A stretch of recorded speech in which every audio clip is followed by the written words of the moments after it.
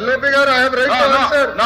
నాకు హక్కులు లేవా హౌస్ లో? నాకు హక్కులు లేదా హౌస్ లో? మంత్రిగా సమాధానం చెప్పే హక్కు లేదని మీరు నిర్ణయిస్తారా? ఎల్ఓపి గారు మీరు చెప్తారండి మీరు సమాధానం చెప్పాలా చెప్పకూడదు? హౌస్ మీరు నడిపిస్తారా ఇక్కడ? How are you dictating terms to me? Sir ఇది బాగాలేదు, మీరు నాకు టర్మ్స్ డిక్టేట్ చేయలేదు. మీరు సమాధానం ఎట్లా చెప్పారని మీరు అన్నారు. ఎట్లా సార్? సార్ నేను జూనియర్ మంత్రి, నాకు అండర్స్టాండ్. మీ అంత సీనియారిటీ నాకు లేదు.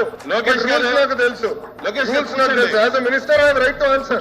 బీఎస్సీకి రండి, బీఎస్సీలో తీసుకోండి. మాట్లాడుకుని తప్ప మీరు మంత్రిగా ఉన్నప్పుడు 4,000 కోట్లు పక్కాలు పెట్టిపోయి మీరు మమ్మల్ని అడిగితే ఎట్లా సార్? 4,000 crores పెండింగ్ పెట్టారు. మీరు మంత్రిగా ఉన్నప్పుడు 4,000 కోట్లు పక్కాలు పెట్టిపోయి మీరు మమ్మల్ని అంటారు పక్కాలు పెట్టలేదా?